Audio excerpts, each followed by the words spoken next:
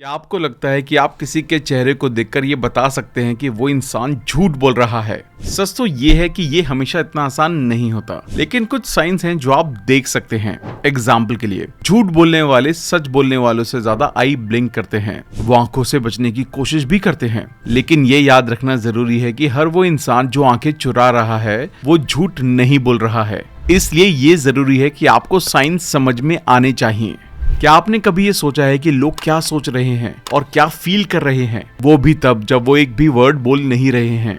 तो आज हम आपको बताएंगे कि कैसे बॉडी की छुपी हुई लैंग्वेज को डिकोड करें।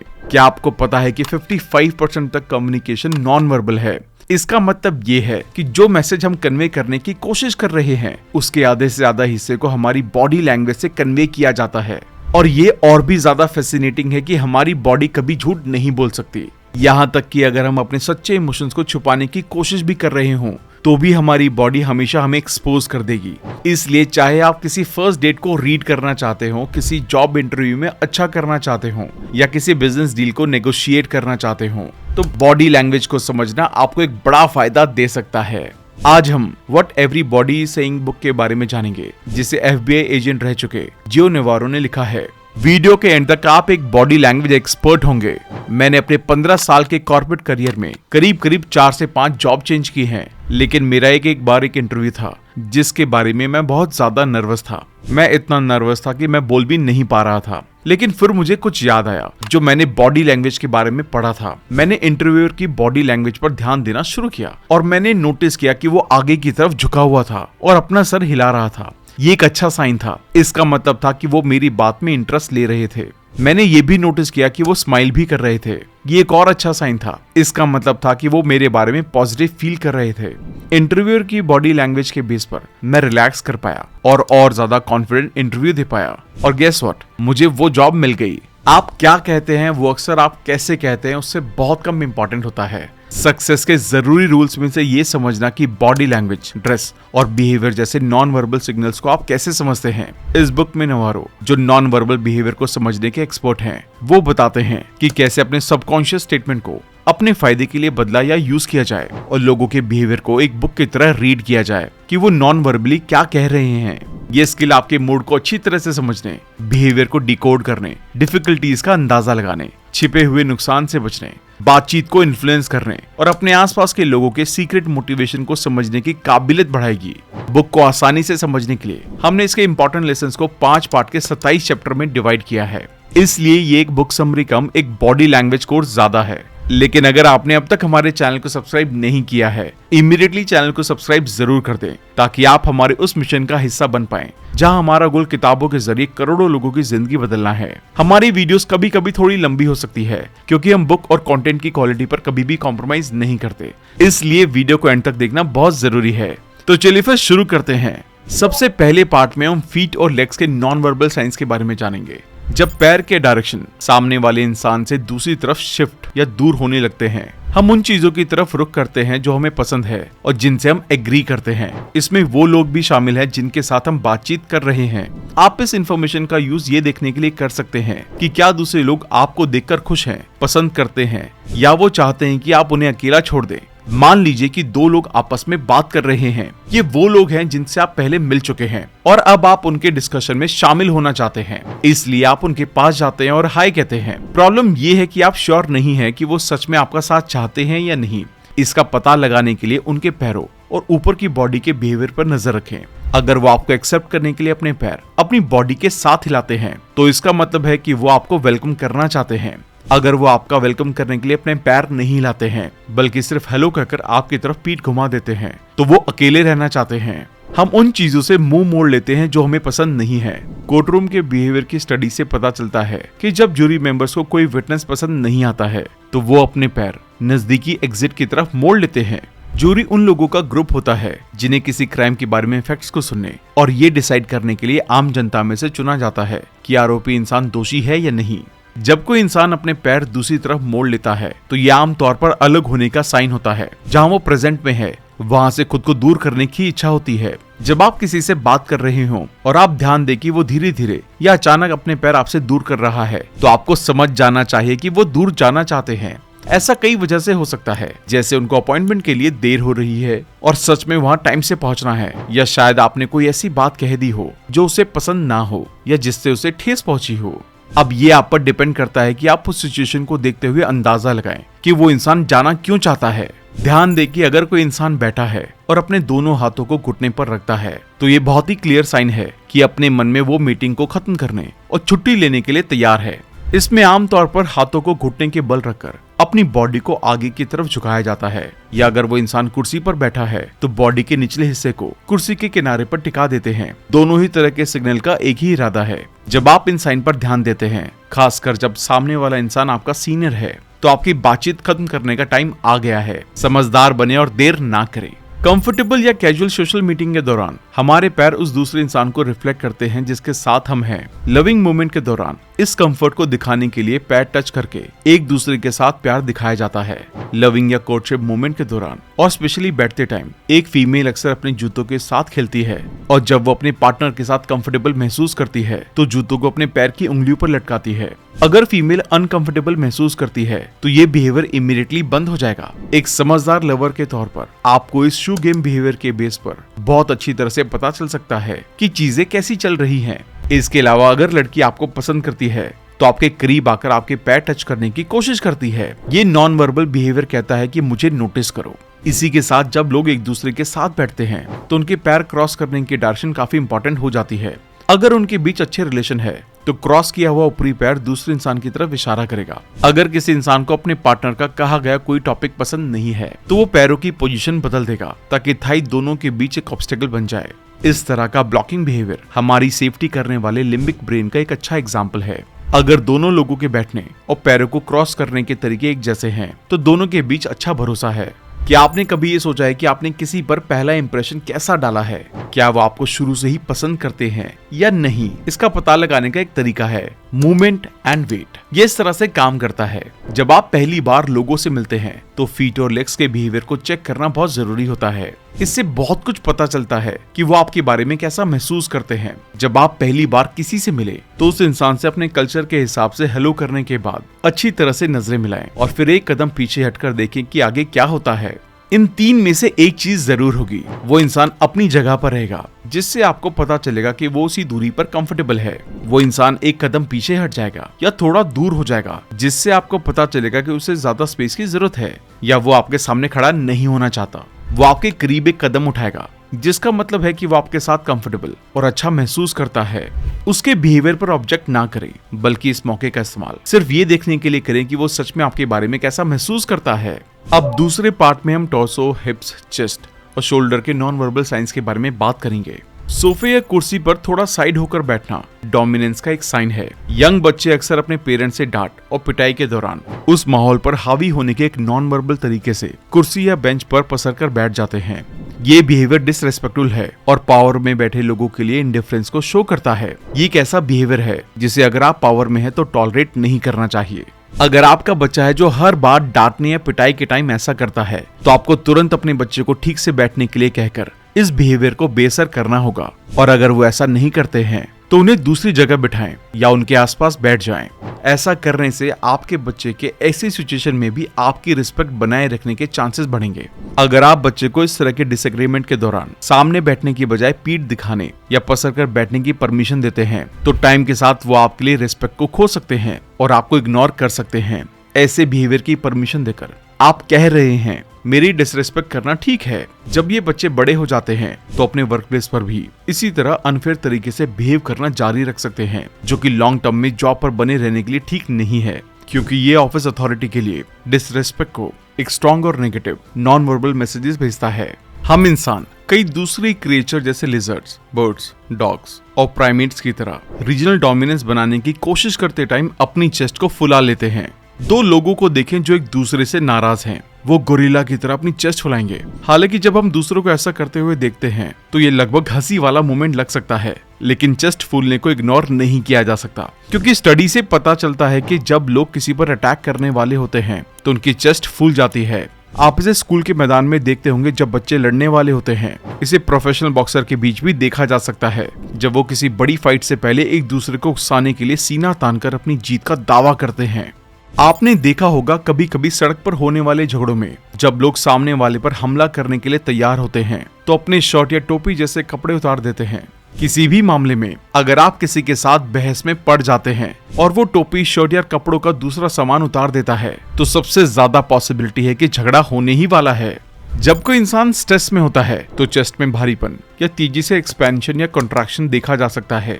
जब हमारा लिम्बिक सिस्टम कुछ चैलेंजिंग करने या लड़ाई करने के लिए तैयार होता है तो बॉडी या तो ज्यादा गहरी सांस लेकर या हाफ कर ज्यादा से ज्यादा ऑक्सीजन लेने की कोशिश करती है। स्ट्रेस इंसान की चेस्ट फूल जाती है क्योंकि लिम्बिक ब्रेन कहता है कोई परेशानी हो सकती है। अगर हमें अचानक भागना पड़े या लड़ना पड़े तो ऑक्सीजन की कंजम्पशन को बढ़ा दे। जब आप किसी हेल्दी इंसान में इस तरह का नॉन वर्बल बिहेवियर देखते हैं तो आपको समझ जाना चाहिए कि वो स्ट्रेस्ड है। पूरा और हल्का सा कंधा उचकाना बहुत मायने रखता है। जब बॉस किसी एम्प्लॉय से पूछते हैं कि आप इस कस्टमर की कंप्लेंट के बारे में कुछ जानते हैं और एम्प्लॉय आधे कंधे उचकाते हुए जवाब देते हैं नहीं, तो चांसेस हैं कि वो इस बारे में श्योर नहीं है। एक ऑनेस्ट और सच्चे रिस्पॉन्स में दोनों कंधे तेजी से और एक साथ ऊपर उठते हैं। जब लोग कॉन्फिडेंस से अपनी बात का सपोर्ट करते हैं तो पूरे कंधे उचकाते हैं। अगर आप देखते हैं कि किसी इंसान के कंधे सिर्फ थोड़े से ही ऊपर उठते हैं या अगर सिर्फ एक कंधा ऊपर उठता है तो पॉसिबिलिटी है कि वो इंसान जो कह रहा है उसके बारे में वो पूरी तरह से श्योर नहीं है कि वो सच कह रहा है या नहीं, या आपको भटकाने की कोशिश कर रहा है। बात करते टाइम उस इंसान से सावधान रहें जो किसी नेगेटिव इंसिडेंट पर रिस्पॉन्स करते टाइम अपनी बॉडी को इस तरह हिलाता है कि कंधे धीरे धीरे कानों की तरफ इस तरह उठने लगते हैं कि गर्दन गायब हो जाती है। इस बॉडी लैंग्वेज को शो करने वाला इंसान बेसिकली कछुए की तरह अपना सिर गायब करने की कोशिश करता है। ऐसे इंसान में कॉन्फिडेंस की कमी होती है और वो बहुत ज्यादा अनकंफर्टेबल रहता है। आपने इसे बिजनेस मीटिंग में देखा होगा जब बॉस आते हैं और कहते हैं ठीक है बताइए आप में से हर कोई क्या कर रहा है। जैसे जैसे कमरे के चारों तरफ अलग अलग लोग प्राइड से अपनी अचीवमेंट के बारे में बात करते हैं, वहीं कम अचीवमेंट वाले एम्प्लॉय के कंधे अपने सिर को छिपाने के सबकॉन्शियस एफर्ट में ऊंचे और ऊंचे उठते जाएंगे। ये कछुए जैसा बिहेवियर फैमिलीज में भी दिखाई देता है। जब फादर कहते हैं ये जानकर मेरी फीलिंग्स को बहुत ठेस पहुंची है कि किसी ने मुझे बताए बिना मेरे पढ़ने का लैंप तोड़ दिया है। जैसे ही फादर अपने हर एक बच्चे को देखते हैं तो जो बच्चा नीचे की तरफ देखेगा और कंधे कानों की तरफ उठेंगे, इसका मतलब उससे लैंप टूट गया होगा। आप एक हारी हुई फुटबॉल टीम के लॉकर रूम में वापस जाते टाइम कमजोर कंधों के प्रेजेंस को भी देखेंगे।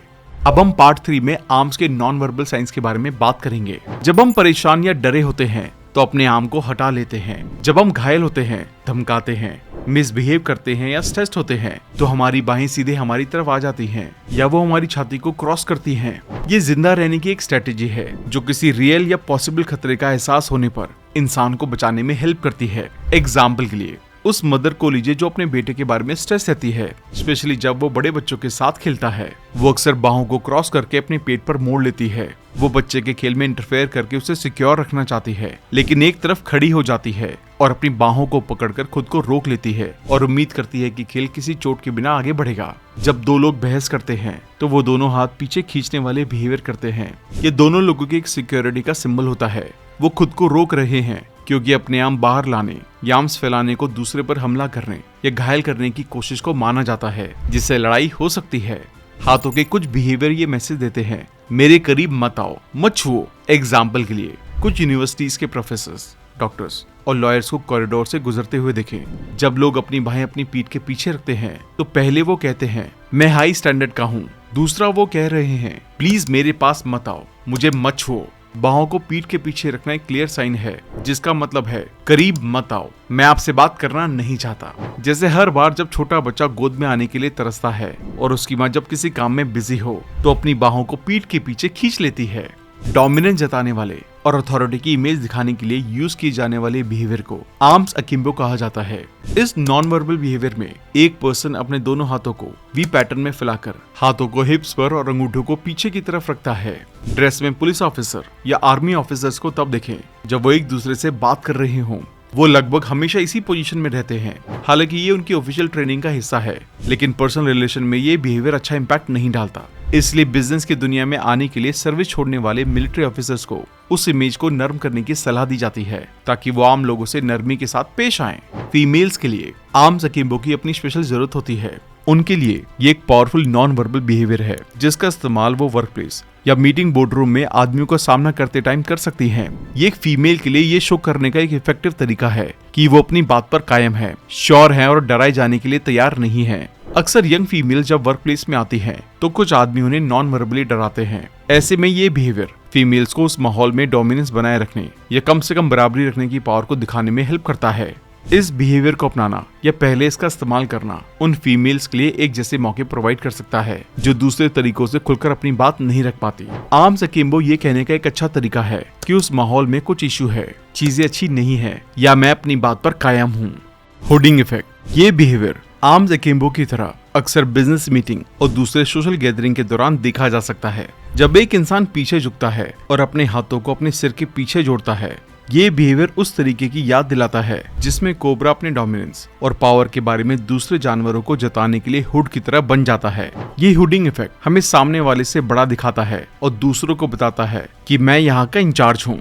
इसे भी एक सीक्वेंस में करना चाहिए। एग्जाम्पल के लिए किसी मीटिंग के शुरू होने का इंतजार करते टाइम ऑफिस सुपरवाइजर हाथ आपस में जोड़कर सिर के पीछे रखकर और कोहनी बाहर करके दूसरों के मुकाबले अपनी ज्यादा पावर को दिखा सकते हैं, लेकिन जब बॉस रूम में आएंगे तो ये बिहेवियर बदल जाता है। अब उस एरिया में पावर का दावा करना उनसे ज्यादा पावरफुल लोगों के लिए है। इस तरह अब इस बिहेवियर को अपनाना बॉस का राइट है, जबकि बाकी सभी से उम्मीद की जाएगी कि वो रिस्पेक्ट जताते हुए अपने हाथ मेज पर लाएं। डोमिनेंट पोज अक्सर इंसान एक चीज पर जोर देने और उस हिस्से पर अपनी पावर का दावा करने के लिए इस डोमिनेंट पोज का इस्तेमाल करते हैं। ऐसा बातचीत के दौरान अक्सर तब होता है जहां लोग किसी मुद्दे पर डिसएग्री होते हैं। ऑथर न्यूयॉर्क में एक स्टे के दौरान हुई घटना के बारे में बताते हैं जिसमें एक होटल का मेहमान अपने हाथों को अपनी बॉडी के करीब रखते हुए फ्रंट डेस्क पर आया और ड्यूटी पर मौजूद क्लर्क से हेल्प मांगी। जब उसकी रिक्वेस्ट को मना कर दिया गया तो गेस्ट ने अपनी रिक्वेस्ट को एक डोमिनेंट ऑर्डर में बदल दिया और उसकी बाहें भी बदलकर दूर दूर तक फैलती गई और ज्यादा से ज्यादा हिस्से पर डोमिनेट करने की कोशिश करती रही। ये बिहेवियर डोमिनेंट बनने और किसी इंसान पर अपने नजरिए को मनवाने का एक पावरफुल तरीका है। कोर्टशिप या लिविंग बिहेवियर में आदमी अक्सर अपनी डेटिंग पार्टनर पर हाथ रखता है, खासकर जब ऐसा मौका होता है कि दूसरा लड़का उसकी पार्टनर को देखने के लिए कोशिश कर रहा हो। इसके अलावा वो अपनी पार्टनर के हाथ के पिछले हिस्से पर एक हाथ लगाएगा और उसे चारों तरफ से छूता है ताकि ये दिखा सके कि ये सिर्फ मेरी है और कोई भी इस पर दावा नहीं कर सकता। आर्म के लविंग बिहेवियर का एक और एग्जाम्पल है कि जब एक कपल एक टेबल पर एक साथ बैठते हैं तो वो अपने आर्म को एक दूसरे के बगल में जितना हो सके उतना करीब रखते हैं। हमारी आर्म्स में बहुत सारे सेंसरी रिसेप्टर्स होते हैं, इसलिए हाथ छूने से सेंसुअल प्लेजर मिलता है।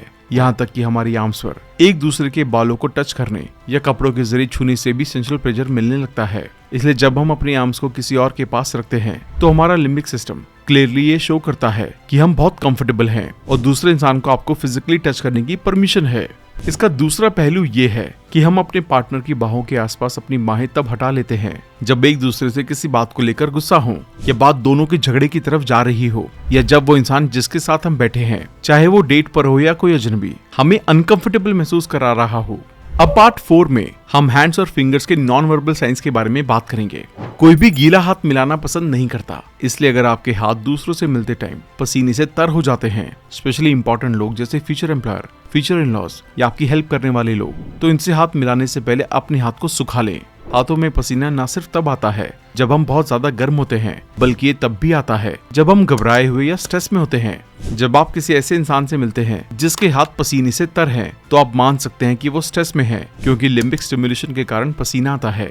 इस मौके का इस्तेमाल आपसी बातचीत के वो हिस्से जीतने के लिए करें जो आपके फेवर में हो सकते हैं। इसी के साथ उस इंसान को शांत करने में हेल्प करने के लिए आप जो भी कर सकते हैं उसे करें। स्ट्रेस होने पर लोगों को कंफर्टेबल महसूस कराना ज्यादा ईमानदार, इफेक्टिव और सफल बातचीत करने का सबसे अच्छे तरीकों में से एक है। कुछ ऐसे लोग हैं जो गलती से ये मानते हैं कि अगर आपकी हथेलियों में पसीना आता है तो आप झूठ बोल रहे होंगे। ये बिल्कुल एक्यूरेट नहीं है। नर्वस सिस्टम का वही हिस्सा जो लिम्बिक फ्रीज, कुछ डेंजरस करने या लड़ाई के टाइम एक्टिवेट होता है, वही हमारी पसीने की ग्लैंड्स को भी कंट्रोल करता है। इसलिए किसी नए इंसान से मिलने जैसी आम बात भी हाथों में पसीने का कारण बन सकती है। इसलिए इस इवेंट को धोखे के साइन के रूप में ना लें। लगभग 5% पॉपुलेशन को बहुत ज्यादा पसीना आता है और लगातार पसीना आने से हथेलियां अनकंफर्टेबल तरह से पसीने में तर हो जाती हैं। पसीने से तर हथेलियां धोखे का साइन नहीं है, ये सिर्फ स्ट्रेस या कुछ मामलों में जेनेटिक डिसऑर्डर का साइन है। इसलिए गीले हाथों के रीजन का अंदाजा लगाते टाइम इसका ध्यान रखें और दूसरों से अपने हाथ सुखाकर मिलाएं। थम्स अप करना हमेशा हाई कॉन्फिडेंस का एक नॉन वर्बल साइन है। दिलचस्प बात यह है कि इसका रिलेशन हाई स्टेटस से भी है। 35th US president John F Kennedy की तस्वीरें देखें और ध्यान दें तो आप पाएंगे कि वो अपनी कोट की जेब में हाथ रखते थे और ज्यादातर टाइम अंगूठे बाहर निकालते थे। इसके अलावा लॉयर्स, कॉलेज के प्रोफेसर्स और डॉक्टर्स को आपने अक्सर अपने अंगूठे हवा में ऊपर उठाकर अपने लेपल्स को एक साथ पकड़ते हुए देखा होगा। फैशन इंडस्ट्री में अपने कॉन्फिडेंस को दिखाने के लिए फीमेल्स हमेशा कम से कम एक हाथ से अपना कॉलर पकड़े हुए या अंगूठे को हवा में रखते हुए तस्वीरें खिंचवाती हैं। इस तरीके को कंपनी की मार्केटिंग टीम भी मानती है कि थम्स अप एक हाई कॉन्फिडेंस या हाई स्टेटस का साइन है। इसलिए आपने कुछ कंपनी के एड्स में भी इसे नोटिस किया होगा। जब लोग थंब को ऊंचा उठाते हैं तो ये साइन है कि वो अपने थॉट्स या प्रेजेंट सिचुएशन में कॉन्फिडेंट है। ये देखा गया है कि जो लोग अंगूठे को थम्स अप पोजीशन की तरह दिखाते हैं वो आमतौर पर अपने आसपास के माहौल के बारे में ज्यादा अवेयर होते हैं। वो लोग चीजों के बारे में सोचने, एनालाइज करने और डिसीजन लेने में तेज होते हैं। अगली बार जब इस तरह से किसी को दिखें तो ध्यान दें। जब वो ऐसा करते हैं तो कुछ पॉजिटिव दिखाने की कोशिश करते हैं। लो कॉन्फिडेंस की फीलिंग तब आती है जब कोई इंसान आमतौर पर अपने अंगूठे को अपनी जेब में रखता है और उंगलियों को बगल में लटका देता है। ये साइन कहता है मैं अपने बारे में डाउटफुल हूँ। टीम लीडर काम या सोशल मीटिंग के टाइम इस बिहेवियर को शो नहीं करते। एक हाई स्टेटस या हाई कॉन्फिडेंस वाला इंसान अगर लापरवाही से आराम कर रहा है तो वो इस टाइम में ये बिहेवियर दिखा सकता है, लेकिन जब वो अपने एक्टिव मोड में हो तो ऐसा कभी नहीं कर सकता। अंगूठे का ये साइन इतना एक्यूरेट है कि आपको काफी अच्छी तरह से ये अंदाजा लगाने में हेल्प मिल सकती है कि कौन आपके बारे में अच्छा महसूस कर रहा है और कौन अंदर से अच्छा महसूस नहीं कर रहा है। एग्जाम्पल के लिए 4 लड़के एक डांस परफॉर्मेंस कर रहे थे, लेकिन जब एक ऑडियंस ने उनके डांस में कोई गलती बताई तो अंगूठे उनकी जेब में चले गए। इस तरह के अंगूठे का जेब में जाना एक गुस्से में खड़ी माँ के सामने खड़े बच्चे की याद दिलाता है। ये बिहेवियर बताता है कि सामने वाला इंसान बहुत तेजी से हाई कॉन्फिडेंस से लो कॉन्फिडेंस में चला गया है।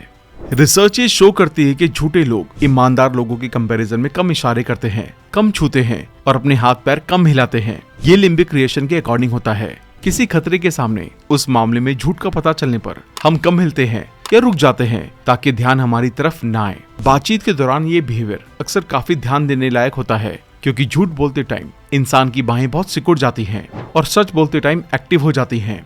इसलिए ऐसे बदलाव थिंकिंग ब्रेन की बजाय लिम्बिक सिस्टम से कंट्रोल होते हैं। इसमें आपको सामने वाले के वर्ड से ज्यादा उसके बिहेवियर से अंदाजा लग जाता है कि वो सच कह रहे हैं या नहीं। इसलिए हाथ और बाजुओं की उन एक्टिविटीज पर ध्यान दें जो अचानक से रोक दी गई हों। वो उस इंसान के दिमाग में क्या चल रहा है इसके बारे में बहुत कुछ कहते हैं। अगर ये नॉर्मली मूव करती हैं तो इसका मतलब है कि वो सच कह रहे हैं। अगर ये अचानक से रोक दी जाती हैं तो वो कुछ छुपाने की कोशिश कर रहे हैं।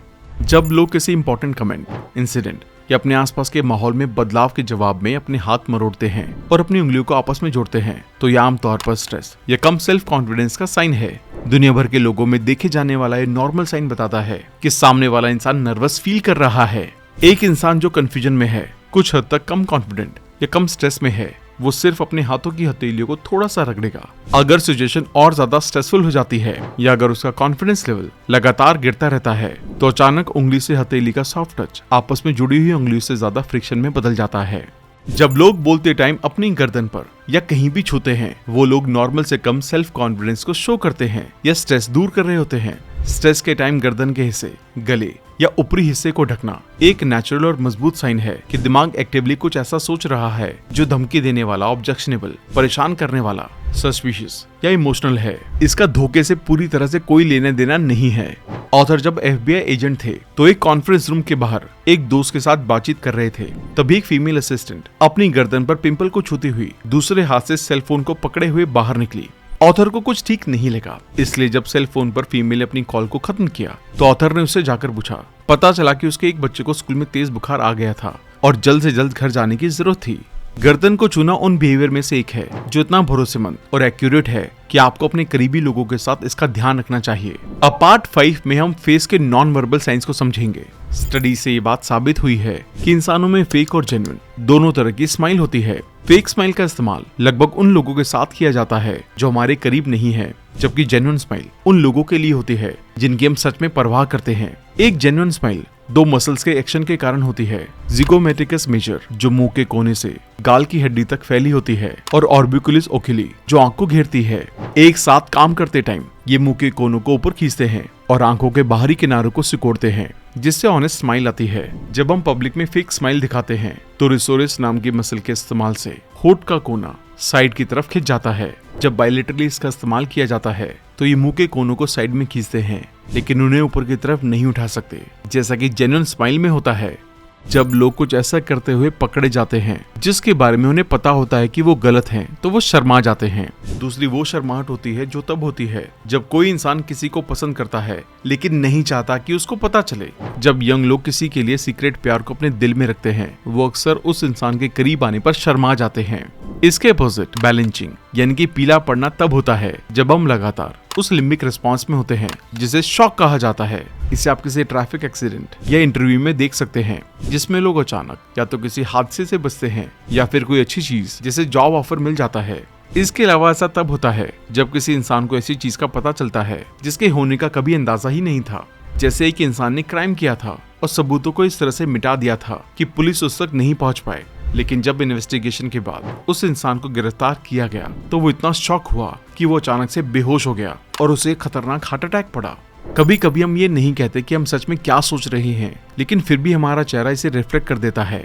एग्जाम्पल के लिए, एक इंसान बार बार अपनी घड़ी या पास के एग्जिट गेट पर देख रहा है तो वो आपको नॉन वर्बली ये कह रहा है कि वो लेट हो रहा है या उसे आपकी बातों में अब इंटरेस्ट नहीं है। इस तरह का लुक एक क्लियर इरादे का साइन है। दूसरे टाइम में हम कुछ कहते हैं लेकिन असलियत में मन में कुछ और ही चलता रहता है। जब किसी के चेहरे से मिक्स सिग्नल का सामना करने जैसे चिंता करने वाले साइन के साथ खुशी के साइन या नाराजगी शो करने के साथ खुशी के बिहेवियर, तो ऐसे में पहले एक्सप्रेशन को नोटिस करें, जहां वो पॉजिटिव हो या नेगेटिव, क्योंकि पहला एक्सप्रेशन लगभग हमेशा इंसान की फीलिंग को ज्यादा एक्यूरेट तरह से बताता है। एग्जाम्पल के लिए, अगर कोई जबड़े कसकर कहता है आपको देखकर बहुत खुशी हुई, तो ये सच नहीं है। चेहरे पर स्ट्रेस उस सच्ची फीलिंग को एक्सप्रेस कर रहा है जो वो इंसान महसूस कर रहा है। पहले एक्सप्रेशन को नोटिस करना इसलिए भी जरूरी है क्योंकि किसी अनजान या मुश्किल सिचुएशन में हमारा सबसे इमीडिएट रिस्पॉन्स आमतौर पर सबसे एक्यूरेट होता है।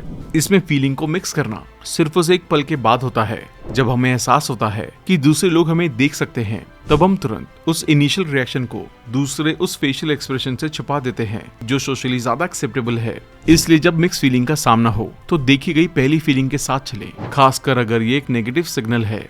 भले ही आप किसी से बातचीत या इंटरव्यू के दौरान साफ तौर पर सामने वाले के धोखे को समझ जाते हैं, ऐसे में आपका बिहेवियर जितना हो सके न्यूट्रल रहना चाहिए, सस्पिशियस नहीं। याद रखें, जिस पल आप सस्पिशियस हो जाते हैं, आप नॉन वर्बली ये बता रहे हैं कि सामने वाला इंसान आपको कैसे रिस्पॉन्स देगा। अगर आप सामने वाले से कहते हैं कि आप झूठ बोल रहे हैं या मुझे लगता है कि आप सच नहीं बोल रहे हैं या यहाँ तक कि बस उसे शक की नजर से देखते हैं, तो आप उसके अगले बिहेवियर को इन्फ्लुएंस कर देंगे। आगे बढ़ने का सबसे अच्छा तरीका मामले के बारे में ज्यादा से ज्यादा डिटेल मांगना है। जैसे एक आसान तरीका ये है, मुझे समझ नहीं आ रहा है, या क्या आप बता सकते हैं कि ये दोबारा कैसे हुआ। अक्सर किसी को अपनी बात को डिटेल में कहने के लिए मोटिवेट करना एंड में सच्चाई से झूठ को अलग करने के लिए काफी होगा। चाहे आप एम्प्लॉयमेंट इंटरव्यू के दौरान किसी एस्पिरेंट की असली काबिलियत जानना चाह रहे हों या वर्क प्लेस पर चोरी की सच्चाई का पता लगाने की कोशिश कर रहे हों, पैसों का मामला हो या अपने लाइफ पार्टनर के साथ बेवफाई के मामले में, सवाल पूछते टाइम शांत रहने की कोशिश करें, सस्पिशियस बिहेवियर ना करें और कंफर्टेबल और नॉन जजमेंटल दिखें। इस तरह आप जिस इंसान से बात कर रहे हैं उसके डिफेंसिव होने और इन्फॉर्मेशन को खुलकर ना बताने के चांसेस कम हो जाते हैं। तो दोस्तों, इस बुक से हमने जो कुछ भी सीखा, आइए उसको एक बार वापस से दोहरा लेते हैं ताकि आसानी से ये सब आपको याद रहे। जब सामने वाला इंसान अपने पैरों को दूसरी तरफ या एग्जिट की तरफ मोड़ रहा है, इसका मतलब वो वहां से जाना चाहता है। अगर दो लोगों के बैठने और पैरों को क्रॉस करने के तरीके एक जैसे हैं, तो दोनों के बीच अच्छा भरोसा है। अगर आपके पास आने पर कोई लड़की वहीं खड़ी रहती है तो वो उतने स्पेस में कंफर्टेबल फील कर रही है। अगर पीछे हटती है तो थोड़ा स्पेस चाहती है। अगर आपके करीब आती है तो आपको पसंद करती है।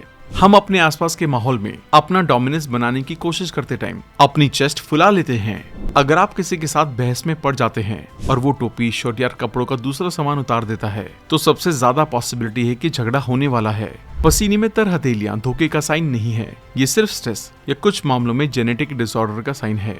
इसलिए गीले हाथों के रीजन का अंदाजा लगाते टाइम इसका ध्यान रखें और दूसरों से अपने हाथ सुखाकर मिलाएं। जो लोग बोलते टाइम अपनी गर्दन या कहीं पर भी छूते हैं, वो कम सेल्फ कॉन्फिडेंस को शो करते हैं या स्ट्रेस दूर कर रहे होते हैं। जब सामने वाला मिक्स सिग्नल दे तो देखी गई पहली फीलिंग के साथ चलें, खासकर अगर ये एक नेगेटिव सिग्नल है। अगर आपको कंफर्म हो गया है कि सामने वाला झूठ बोल रहा है, तो सवाल पूछते टाइम शांत रहने की कोशिश करें, सस्पिशियस बिहेवियर ना करें, कंफर्टेबल और नॉन जजमेंटल दिखें।